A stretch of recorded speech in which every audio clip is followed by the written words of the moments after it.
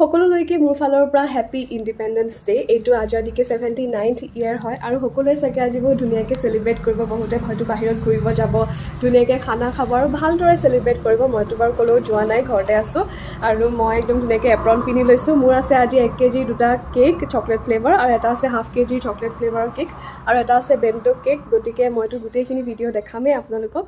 Final লুককেইটাকে দেখাম আজি বাৰু। বাকী আপোনালোকে ধুনীয়াকৈ আজি দিনটো পাৰ কৰক, তাৰে শুভেচ্ছা থাকিল। ½ কেজি আৰু বেণ্টো কেকটো বাৰু দুদিনৰ আগতে আহিছিলে অৰ্ডাৰ, কিন্তু এই যিকেইটা ডাঙৰ কেক দেখিছে 1 কেজিৰ 2টা বাৰু চকলেট ফ্লেভাৰৰ কেক হয়।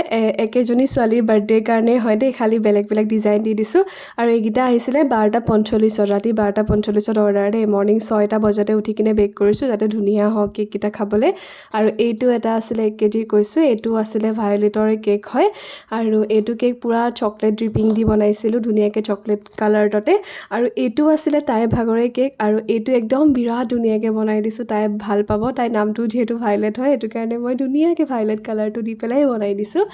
কেনেকুৱা লাগিছে কেককেইটা জনাব। আৰু আপোনালোকে কেকবোৰ অৰ্ডাৰ কৰি থাকিব, আপোনালোকে যেনেকুৱা কাষ্টমাইজেশ্যন বিচাৰে সেনেকুৱাই সদায় হৈ যাব কেকবোৰ।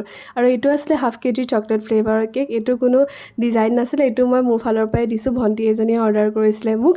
আৰু এই কেকটোৰ নামটো কি ধুনীয়া ন, নিশিগন্ধা। আৰু এইটো আছিলে বেণ্টো কেক, এইটো আছিলে ষ্ট্ৰবেৰী ফ্লেভাৰৰ কেক আৰু এইটো কেকো মোক ভাইটি এটাই অৰ্ডাৰ কৰিছিলে। বাকী কেককেইটা কেনেকুৱা লাগিছে জনাব দেই।